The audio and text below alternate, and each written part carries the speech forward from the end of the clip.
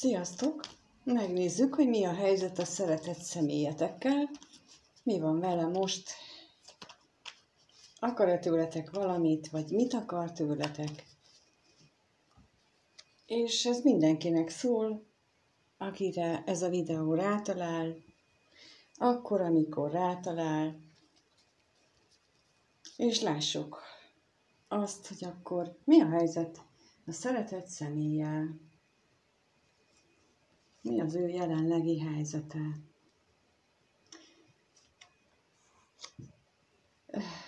Kétségbe van esve, ez jön most így menet közben.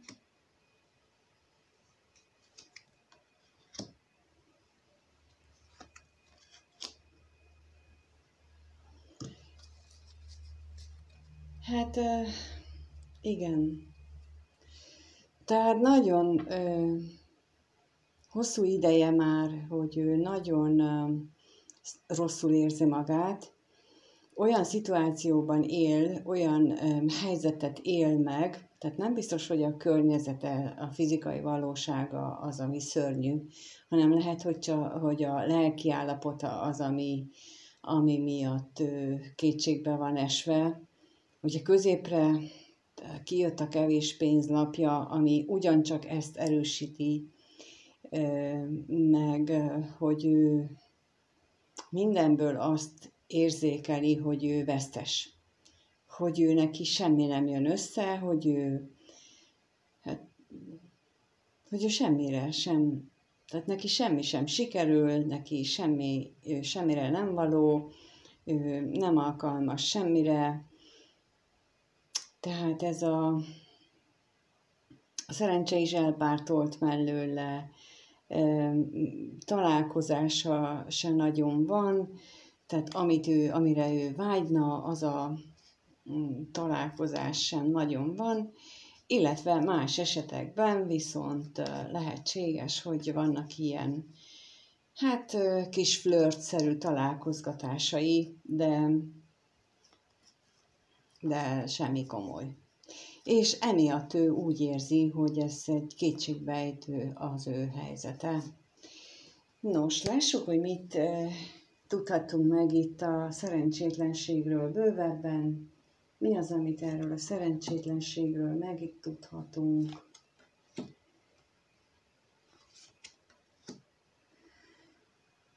Hát, amit az előbb elmondtam, körülbelül azt támasztják alá, azzal meg spékelve, hogy az ő nagy magányosságát, a nagy ürességet, amit ő érzékel, ő ezt a külső körülményeknek tudja be.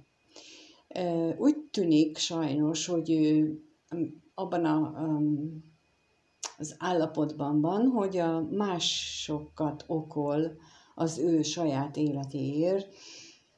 Még nem jutott el arra a szintre, hogy ő tehetne érte, hanem ő még egyelőre teljesen magába fordul, teljesen, tehát ez a kétségbe van esve állapot, ez abban nyilvánul meg, hogy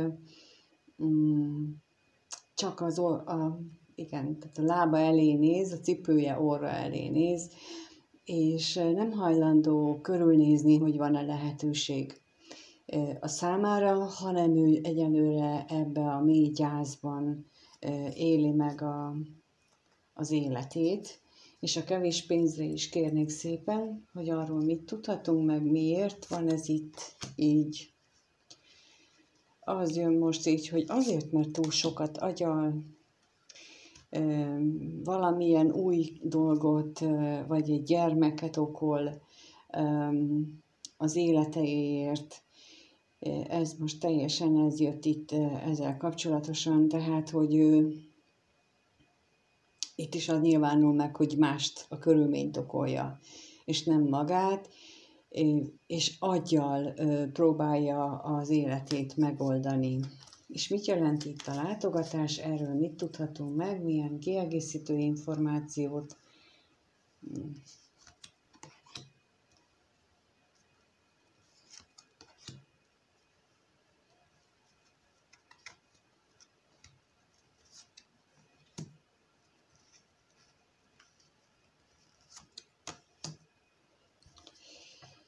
Ebből pedig az jön, hogy van neki az életében valaki,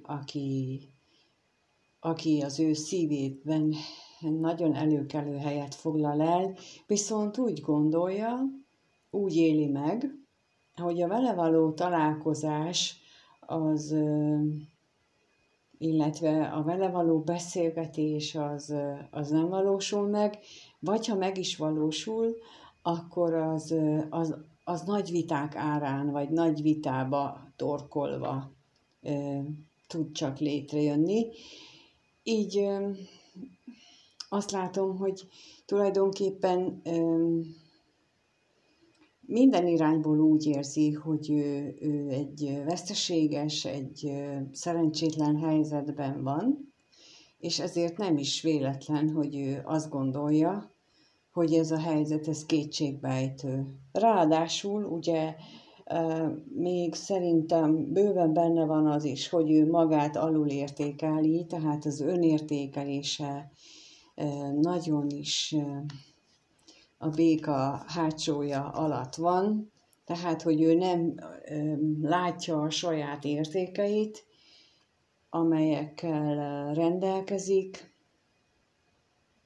és ez is rátesz egy lapáttal arra, hogy ő pillanatnyilag nagyon rosszul éli meg az életének, az egész életét konkrétan. Jó, hát akkor megnézzük, hogy itt láttunk már néhány dolgot, tehát hogy ez a negatív megélése, az abból ered, hogy ő túl sokat használja a fejét. De megnézzük, hogy mire használja a fejét, milyen gondolatok járnak az ő fejében, tehát a szeretett személynek a gondolataival kapcsolatosan kérdezni, mire gondol ő,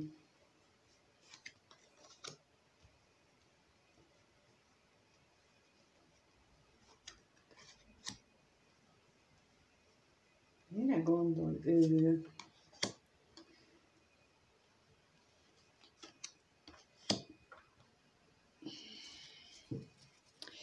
amíg raktam ki közben, az jött, hogy mint egy kisgyerek nem tudja, hogy mit akar. Mindent is akar, és mint egy kisgyerek, tehát amikor leül a gyerek az asztalhoz, és akkor mindent meg akar enni, mikor teleszedi a tányérját ebből, abból, abból, és aztán a végén mindent ott hagy, mert nem bírja, tehát többet kíván a szeme. És most így ez jött, hogy ő a gondolatai során ő mindenre is vágyik, mindenre is gondol. Tehát ő szeretne nyugodt, békés otthoni körülményeket, ahol ő élvezi az ott létet. Ő szeretné, hogyha ez hosszú távon stabilan megmaradna, és szeretné, hogyha a szomorúság az életéből eltűnne. Na, egyelőre ezt mutatják a lapok, de megkérdezzük, hogy hogyan tűnjön el ez a szomorúság. Tehát először a szomorúságra kérdezek, hogy mi az, ami a szomorúságról itt pluszban megtudhatunk.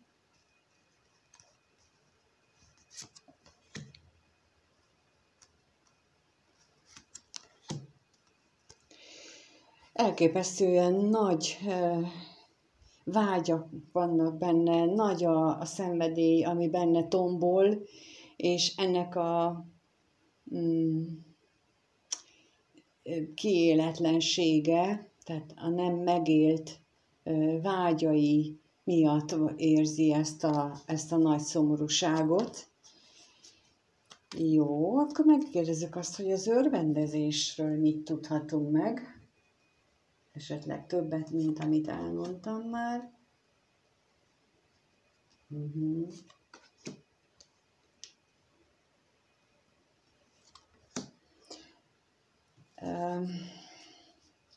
Én úgy gondolom, hogy itt az örvendezésnek, meg a mindennapoknak a megélésével ő leplezni akarja a saját valódi vágyait, a saját reményeit, igazi reményeit, és nem mer magával még szembenézni, és ezért ezeknek a megvalósulatlanságok miatt az ő bevallott vágyainak, reményeinek a megvalósulatlansága miatt érzi magát ilyen rossz állapotban, illetve a környezetet okolja, a környezetnek a negatív dolgait okolja, és megint az jön ebből, hogy ő nincs még azon a szinten, hogy ő elkezdjen magába mélyedni, és azt mondja, hogy oké, mi az akkor, amiben én itt nem vagyok teljesen őszinte magammal. Miért van az, vagy hogy lehet az, hogy mindenért más a hibás? Hogy lehet az, hogy sorba, körbe mindenki rajtam körül, mindenki nekem rosszat akar? Hogy lehet az, hogy én ennyire rossz vagyok, amikor pedig nem is gondolom magamról? Tehát el kellene kezdenie neki azon olyan kérdéseket feltenni magának, ami arra késztetni őt, hogy így elkezdjen magába mélyedni, de pillanatnyilag én nem látom, hogy erre ő fel lenne készülve. És még megkérdezem itt a hűséget is, hogy mit tudhatunk meg, mi az, amiben ő nagyon kitartó.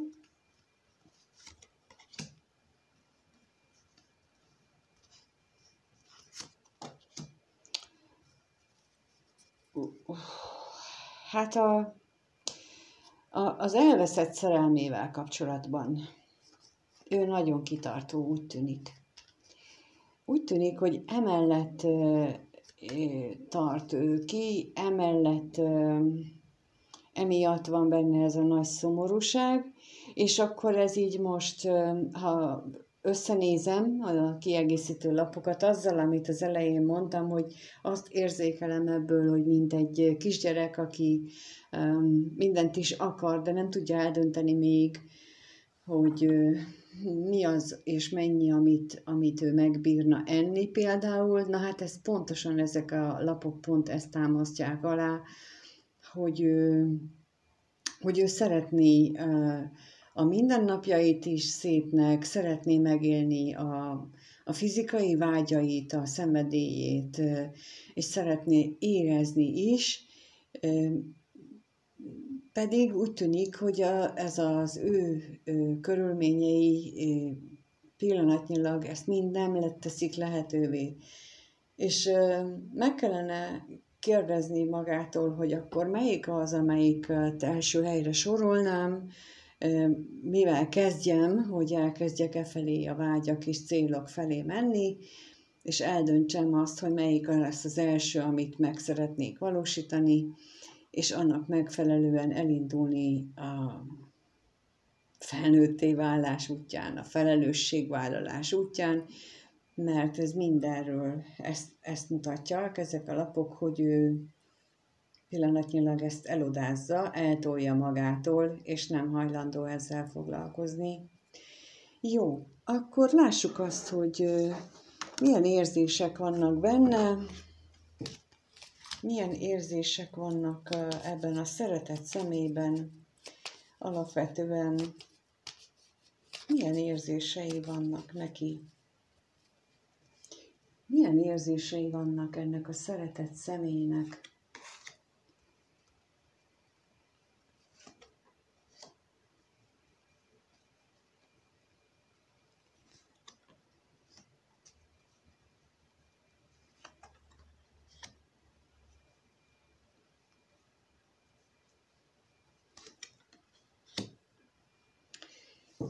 Hát úgy tűnik, hogy ő meglehetősen bizonytalan. Bizonytalan valószínűleg a munkahelye, a munkája, Igen, tehát a munkájával kapcsolatosan is sok bizonytalanság van benne.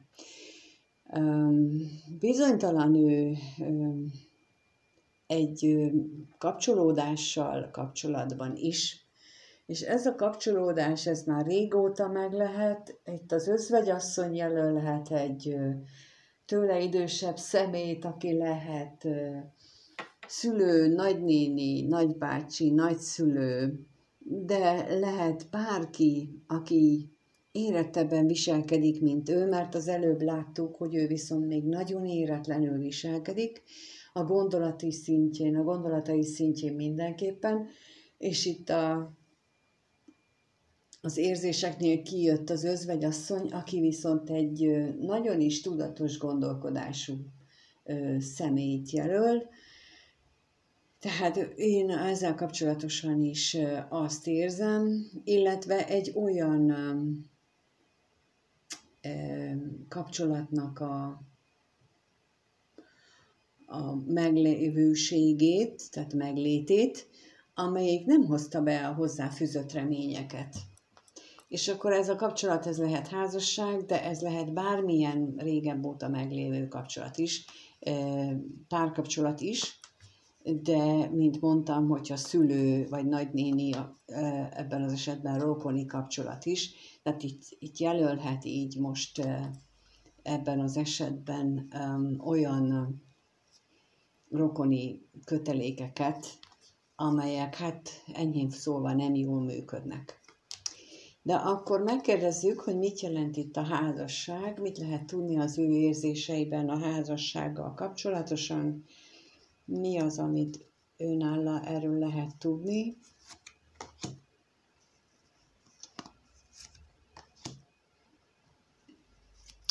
És a tolvajra is kérnék szépen.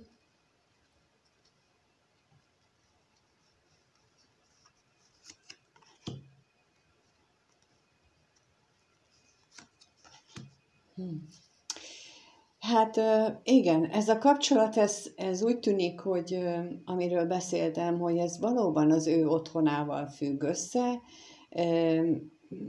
valóban egy olyan kapcsolódás, ami jelenleg is megvan valahogy az életében, és az, hogy nem jött össze, vagy nem olyan eredményt hozott, vagy nem hozta a várt eredményt ez a kapcsolat. Itt, amit kiegészítést kértem, ebből is ezek jöttek, tehát a gondolat és a kevés pénzzel, ebből is az erősítette meg számomra,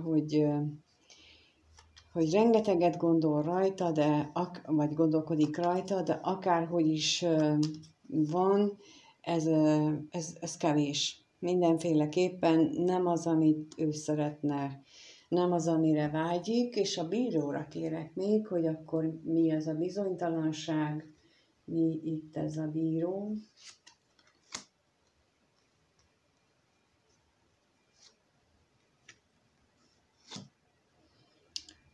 Hát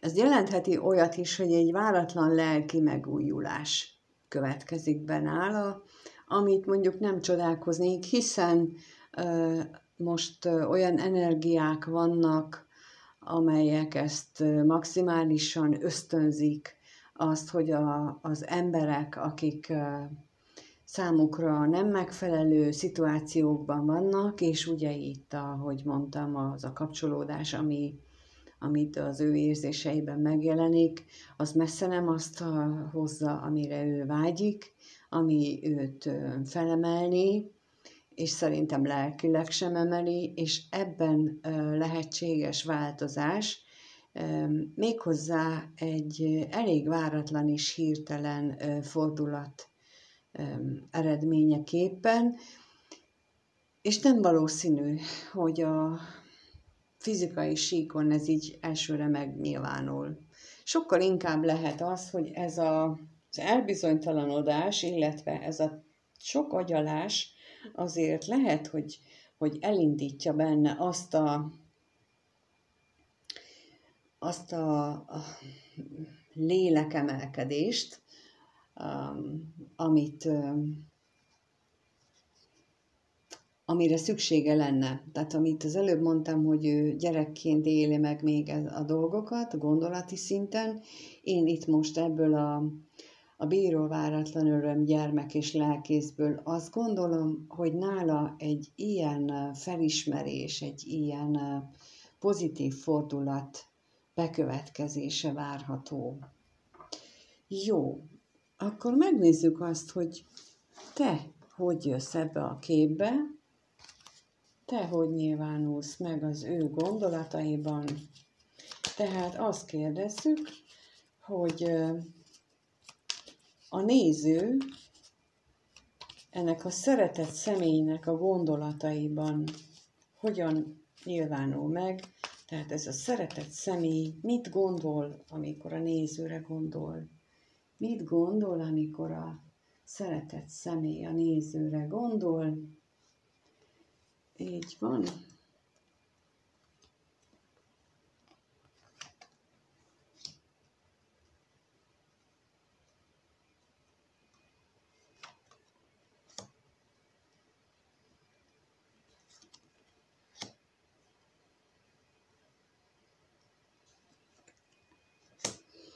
Nagyon érdekes, mert teljesen más helyről vettem ki a gyermek és a lelkész lapját, ami az előbb egyszerre jött ki, és most újra azzal kezdtünk, veled kapcsolatosan, aki ezt a videót nézed.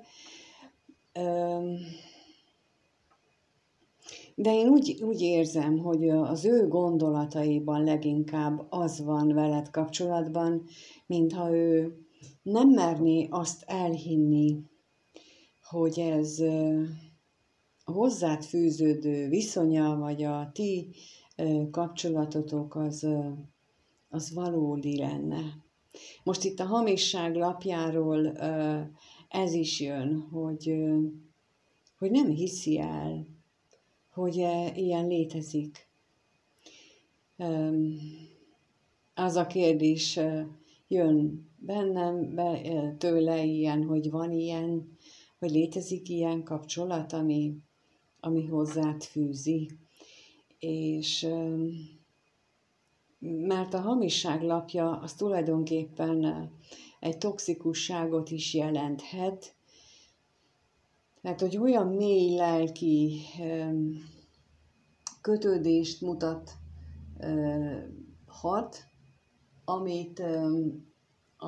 amit ő el se tudott volna korábban képzelni, hogy ilyen létezik, és ez meg is rémisztheti, hogy ilyen mély kötődés mondjuk létezhet. Mert itt a lelkiszel mindenképpen egy mély lélekkapcsolatot mutat. Jó, megkérdezzük akkor, hogy mit jelent a féltékenység, mit tudhatunk meg ezzel kapcsolatosan. Mi ez a féltékenység itt? Mi ez a féltékenység?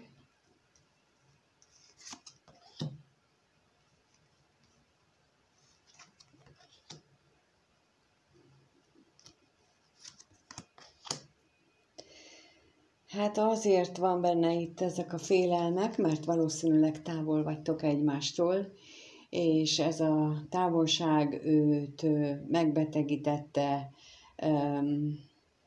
belebetegszik abba, hogy nem tudtok találkozni. Hogy a találkozások rendre nem jönnek össze, most ez jön itt belül. De akkor mit jelent itt ez a gyermek? Mit tudhatunk meg a gyermekről?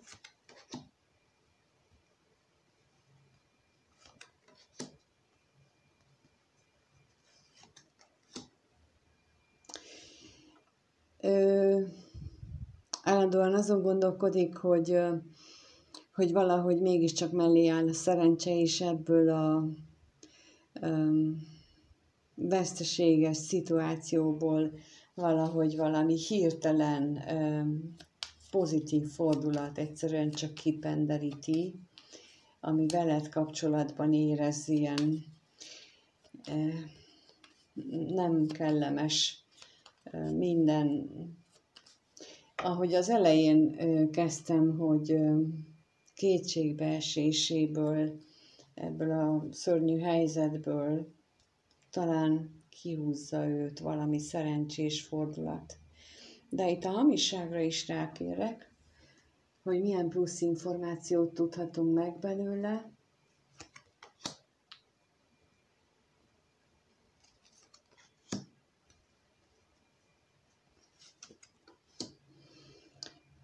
Hát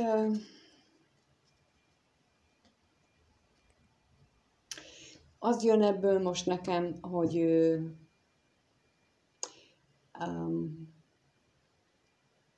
szeretné lezárni magában mindenképpen azokat a dolgokat, amelyek már nem jók az ő számára. Tehát veled kapcsolatosan aggyal próbálja ezt a helyzetet megszüntetni, és ugye, amit mondtam az előbb, hogy érzi, hogy ezt egy mély dolog, érzi, hogy nagyon kötődik hozzád, viszont olyan, mintha ő úgy döntött volna, és azt kommunikálja maga felé és mások felé is, hogy ennek vége, hogy ő véget tud ennek vetni. Ugyanakkor pedig, mint látjuk ott a lelkésszel, tudja, hogy ez egy nagyon mély lelki kötődés, tudja azt, hogy milyen értékes vagy a számára, vagy voltál, de még mindig vagy, és a félelmei nem csak azzal kapcsolatosak, hogy nem találkoztok, hanem azzal is, hogy mi van, ha elveszít. Tehát ez ilyen párhuzamosan futó dolgok, amik megint arra utalnak vissza, hogy ő még nem áll készen arra, hogy lelkileg nekiálljon és feldolgozza, vagy felnőjön, és megválaszolja azokat a kérdéseket, amelyekre őszintén kellene válaszolnia. És itt talán bizonytalanság is van. Tehát magával szemben is van bizonytalanság, veled kapcsolatban is van bizonytalanság. Azt is érzékelem, hogy nem biztos abban, hogy te hogyan állsz ehhez az egészhez, nem biztos abban, hogy hogy téged jól ítélt meg, tehát semmi ilyenben nem biztos, és itt akkor visszautalok arra, hogy ő még nincs elég, nem elég felnőtt, nem elég felelősségvállaló ezen a területen. Hát akkor megnézzük, hogy mit érez irántad. Mit érez irántad ez a személy? Ez a szeretett személy mit érez irántad? Mit érez irántad ez a szeretett személy? És akkor lássuk, hogy mit érez. Talán, vagy lehetőleg a lehető legtöbb nézővel harmonizáljon.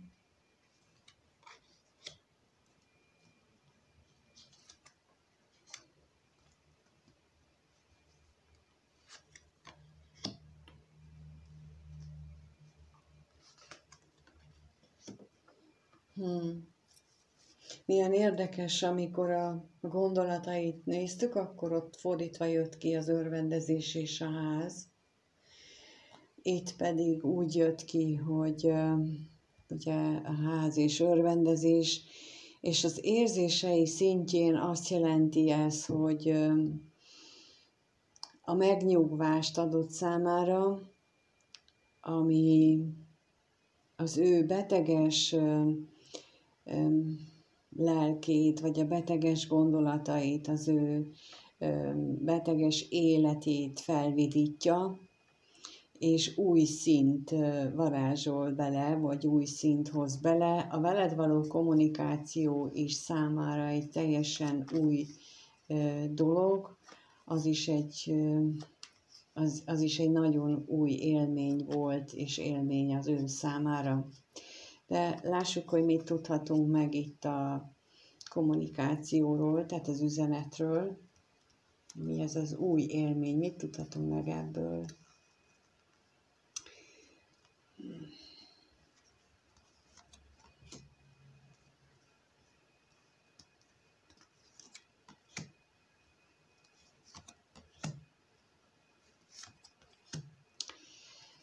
Hát mindenképpen azt mutatják, hogy ez a kettő közti kommunikáció lehet nem csak személyes, hanem interneten keresztül, telefonon keresztül, és ez nagyon-nagyon fontos az ő életében. Nagyon fél attól, hogy megszűnsz az ő szeretett lénye lenni. Most az jön, hogy nagyon fél attól, hogy egyszer csak eltűnsz így az életéből, az érzéseiből, hogy már, és most ez jön itt közben, hogy elérkezik egyszer az a nap, amikor már nem gondol rád, amikor már nem jelensz meg a gondolataiban, és ez nagyon-nagyon fél ettől, hogy akkor mi lesz? És a betegségre kérnék szépen.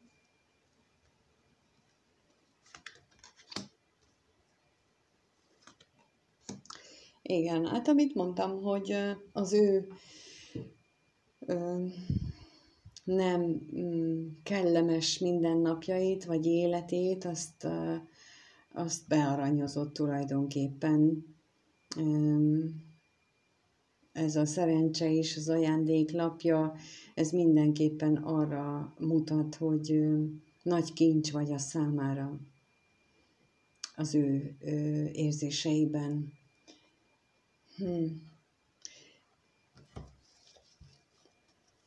Látszik az továbbra is, hogy ahhoz, hogy ő lépjen, ahhoz neki fejlődnie kellene.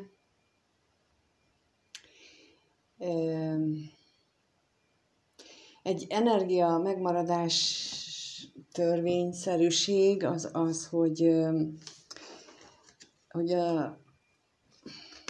az üres tér, és ez egy már más szintű dolog, tehát az üres teret kitölti valami más. És amikor például, nem tudom, hogy ti hogy vagytok, tehát amikor ti úgy döntötök, hogy jó, elég volt ebből a várakozásból, elég volt ebből a bizonytalankodásból, elég volt már ebből a sírásra késztető, nem tudom miért ez a gondolat vagy mondat jön, de ebből a sok sírásra késztető helyzetből, akkor, és ti úgy döntötök, hogy jó, akkor innentől kezdve mást is keresek, vagy nyitott leszek más valakire, akkor felszabadul egy vegyértéketek, mondjuk így, vagy felszabadul egy energia tér. Egy üresség keletkezik bennetek, amit ha egy másik személy, akivel kapcsolatban van, tehát megvan ez az éteri kapcsolat, megvan ez a láthatatlan kötelék, az éteri kötelék, akkor ő ezt érzékeli, és valahogy azt lélekszinten tudjuk, hogy akkor azt gyorsan be kell tölteni, mert valaki más fog oda beférkőzni. És ha ez a kötelék valóban megvan, és valóban erős, akkor ő fog oda beköltözni. És ezzel lehet ösztönözni arra, hogy ezt a döntést ő meghozza. Egyébként pedig semmi erőszakos nincsen. És ezt nem szóval nem lehet elérni, ezt pusztán energiával lehet, pusztán csak úgy, hogyha a másik személy az eléri a saját energia szintjén, hogy változzon. És ez többnyire akkor derül ki, hogy sikerül-e, amikor megjelenik ez akit szeretett volna. Tehát megjelenik az a dolog, tárgy, személy, érzés, amit szeretett volna. Na de akkor megnézzük, hogy például, és akkor itt kapcsolódok ehhez, amit most mondtam, a következő 1-2 hétben ez a szeretett személy érzékel ilyen állatok ezt az energia ürességet, energia vákumot, energia teret, amihez ő kapcsolódhatna, és kapcsolódik-e valamilyen szinten hozzátok? Van-e? Vagy lesz-e pontosabban olyan közöttetek, akik találkoznak, akik újrakezdik, vagy folytatják, de akkor lássuk, hogy mi várható itt a szeretett személy és a néző között a következő 1-2 hétben, mit tudhatunk meg az ő kapcsolatukról. Fog-e itt valamilyen kapcsolat létrejönni? Fog-e itt valami történni? Lesz-e bármi? Hát, a vágy az megvan, a kommunikációra mindenképpen, a találkozásra is, és megjelent itt először a szerelem lapja, eddig csak mindig a pakli alján láttam, tehát mint a háttérben meghúzódó érzésnél, illetve az elsőnél is kijött, vagy a gondolatoknál is, de itt most az első sorban jelent meg, tehát, hogy elképzelhető néhányatoknál, hogy nem csak vágy szinten jelenik meg a beszélgetésre, a kommunikációra való vágyakozás, hanem találkozás szintjén is, és megjelenik az érzéseknek a kinyilvánítására való vágy is. Na most akkor megkérdezzük, hogy mit jelent itt a féltékenység, mi ez erről mit lehet tudni.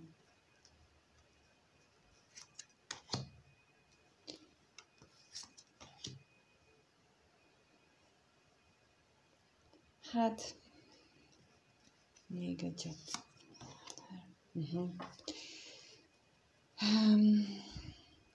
Úgy tűnik, hogy a félelmeknek valamilyen szinten csökkennek. Tehát a kapcsolódással szemben támasztott félelmek itt valamilyen módon csökkenni fognak, és ez eredményezheti például azt, hogy lesz kommunikáció. De akkor megnézzük a vágyakozást, hogy mit mutat itt a vágy, mi az információról, lesz-e valami ezen a téren. Történik-e itt valami? Talán szerencsés fordulat következik be, és egy kellemes együttlét mutatkozik itt. Úgyhogy akik nézitek, jó néhány esetben elképzelhető az, hogy lesz találkozás, vagy legalábbis kommunikáció, mert itt olyan, minthogyha jelentőségét veszíteni a félelem, a kishitűség, és a jelenlegi helyzetben is változás szerencsés fordulat várható. Hát köszönöm szépen mindenképpen, hogy itt voltatok. Köszönöm, hogyha megnézitek. Én arra biztatok mindenkit, hogy álljon neki, és ha valóban van egy ilyen szeretett személy, vagy vágyik szeretett személyre, és a vele való kapcsolódásra is valamiért nem jött eddig össze, akkor adjon egy esélyt magának arra, hogy megpróbál egy újabb önmunkát. Megpróbáltok ti magatokon dolgozni, amiről az előbb beszéltem, hogy egy ilyen vákuumot létrehozni azzal, hogy ti fejlődtök. És ez ez elindíthatja azt az effektust, hogy egy picit változtatunk a dolgokon, és az nagyon messzire ér annak a hatása, ez a káosz elmélet, hogy egy picit változtatunk, és egy időben egy kicsivel távolabb elképesztően nagy eltérések fognak beállni. Úgyhogy köszönöm, hogy itt voltatok, és kívánom, hogy legyen bátorságotok, legalább nektek, ha már ennek a személynek nem nagyon van, akkor legalább nektek legyen bátorságotok szembenézni a valódi életetekkel. Minden jót kívánok mindannyiótoknak, sziasztok!